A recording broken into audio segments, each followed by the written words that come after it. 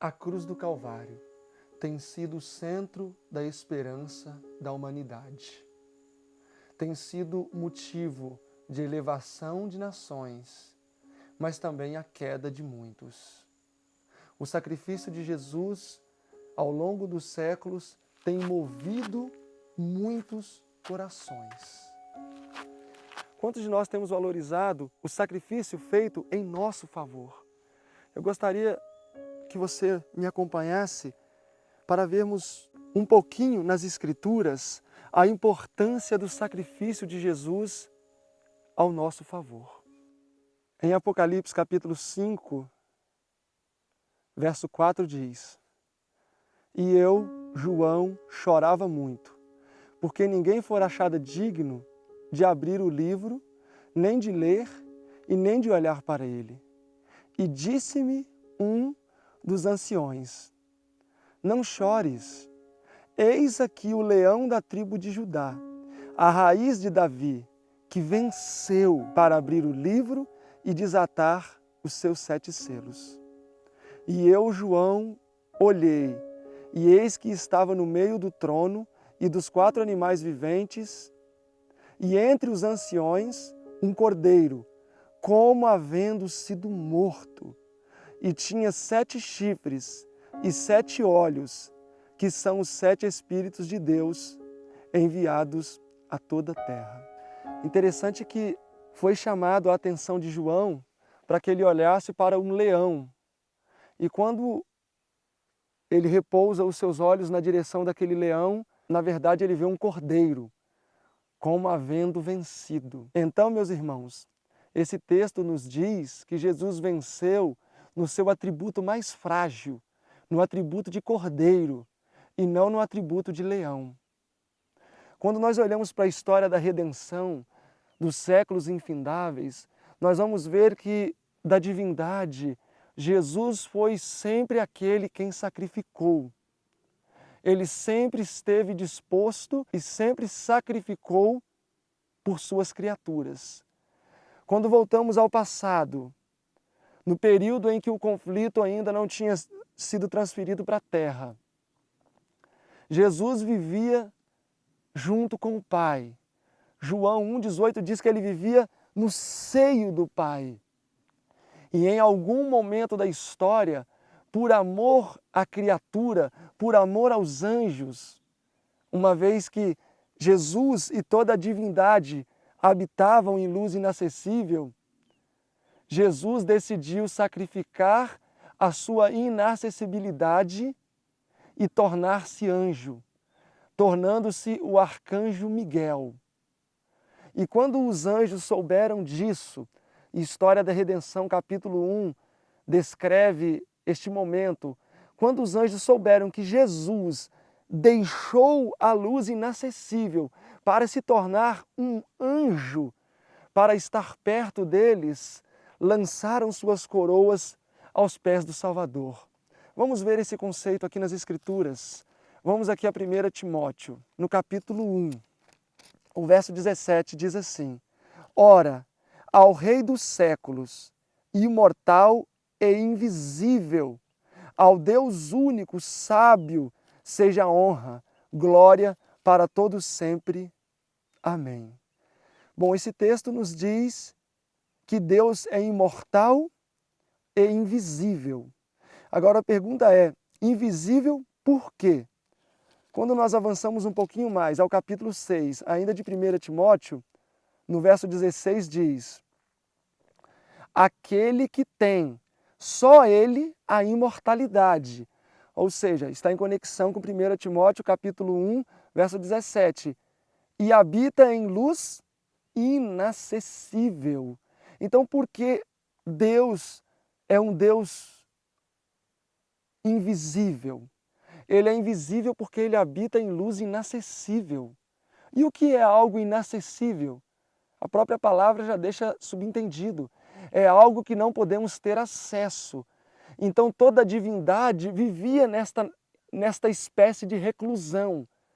Não existia um contato pessoal, nem mesmo com os anjos no céu. E em algum momento que nós não sabemos, Jesus decidiu sair do estado de inacessibilidade e, segundo Colossenses capítulo 1, verso 15, diz que ele se tornou a imagem do Deus invisível. Ou seja, Jesus abandonou a inacessibilidade da luz inacessível para se tornar um anjo, para poder ter um contato pessoal com as suas criaturas. Grande foi a condescendência de Jesus já nos céus. E passado alguns anos, não sabemos quantos, a transgressão iniciada no céu foi transferida para a terra, quando os nossos primeiros pais transgrediram a lei de Deus. A luta iniciada em torno da lei de Deus nos céus teve continuação na terra. E Jesus agora choca toda a hoste angelical, quando ele decide deixar as mansões celestiais para se tornar homem, para habitar com a criatura que agora tivera caído em transgressão. Ele não só condescenderia em se tornar humano, mas ele tomaria a natureza humana. Ele não só condescenderia tomando a natureza humana, mas segundo Medicina e Salvação, página 181, ele tomaria a natureza humana pecaminosa, igual à sua, idêntica também à minha. E durante todos os anos em que ele neste mundo viveu, a vida de Jesus foi uma vida de renúncia, uma vida de abnegação pós-abnegação, sacrifício pós-sacrifício. Mas eu pergunto, a vontade de Jesus sempre esteve em harmonia com a vontade de Deus? E a maioria pode dizer, claro, a vontade de Jesus, quando humano, sempre esteve em harmonia com a vontade de Deus. Mas aí eu respondo para você que não. Em muitos momentos, a vontade de Jesus e a vontade de Deus estavam em conflito, entravam em choque. Em João 6,38, Jesus diz assim, eu não vim fazer a minha vontade, mas eu vim fazer a vontade do Pai que me enviou. Ora, se a vontade de Jesus estava sempre em harmonia com a vontade de Deus, por que ele viria fazer a vontade do Pai e não a sua? Logo, a vontade de Jesus nem sempre estava em harmonia com a vontade de Deus.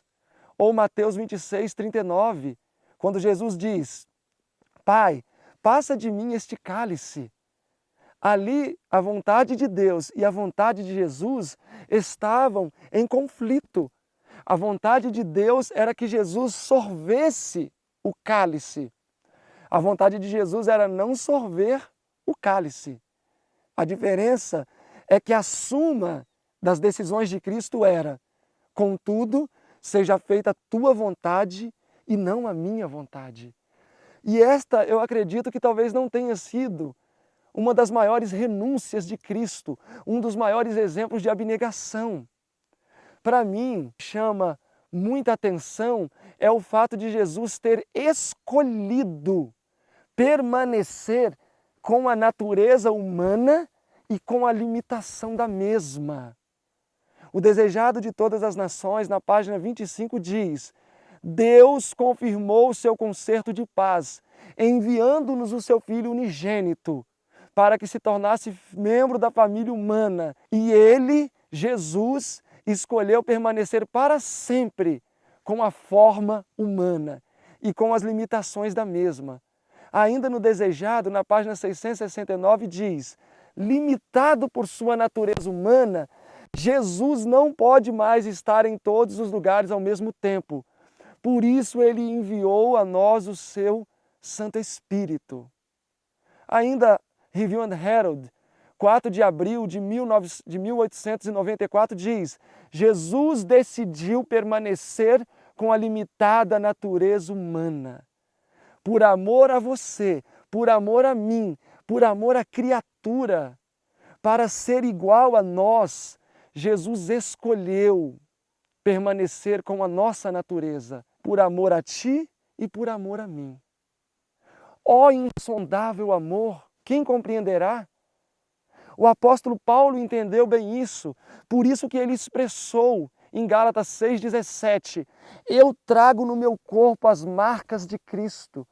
ele compreendeu o amor de Cristo por ele e dedicou sua vida a retribuir este amor. Ele disse também em Gálatas, capítulo 2, já não vivo mais eu, mas Cristo vive em mim. Meus irmãos, se nós conseguíssemos entender um pouco mais a profundidade, a amplitude, a largura, a extensão em todos os sentidos do sacrifício de Cristo em nosso favor, tantos problemas que hoje enfrentamos iríamos ignorar. As picuinhas doutrinárias que existem, eu devo ou não comer carne, eu devo ou não viver no campo, eu devo ou não usar uma saia comprida, eu devo ou não fazer isso, eu devo ou não fazer aquilo. Estas coisas são importantes, mas a cruz é o centro delas. O livro Evangelismo diz, a cruz de Cristo é o centro de todas as doutrinas. Ela está no centro e em torno dela estão todos os demais assuntos. Cristo nos convida para nos agarrarmos aos pés do madeiro. Não ficarmos discutindo este ou aquele ponto.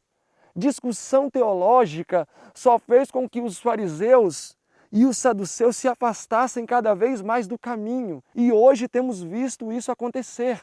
Amizades são desfeitas, relacionamentos são rompidos. Por quê? Por causa de conflitos em torno de pontos secundários de doutrinas. Será que Jesus espera isso de nós? Ou existe uma verdade central que está sendo deixada de lado? O seu Salvador, o meu Salvador, o nosso Salvador, fez um alto sacrifício, deixou a inacessibilidade no céu para se tornar um anjo. Depois deixou de ser um anjo para se tornar um homem. Depois velou o seu atributo de onipresença para ser limitado, assim como você, assim como eu sou, por amor de nós. E o que nós temos feito para retribuir este tão insondável amor? Meu querido amigo, minha querida amiga, permita que o amor de Jesus inunde o seu coração. Permita que Ele lhe faça tão poderoso e tão poderosa, inabaláveis, como essas montanhas aqui atrás.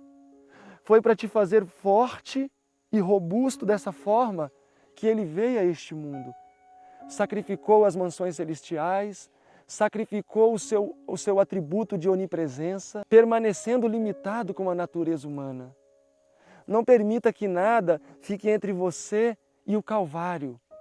Entregue-se à cruz de Jesus e Ele vai te elevar às alturas. Se for do seu desejo assistir essa palestra completa, acesse o nosso site comunidadeag.com.br. Vá até a guia de menus áudios e ali procure a palestra com o título O Sacrifício de Jesus. Se puder também, visite o nosso canal e não deixe de divulgar. Agradecemos a todos pelo apoio. Deus os abençoe.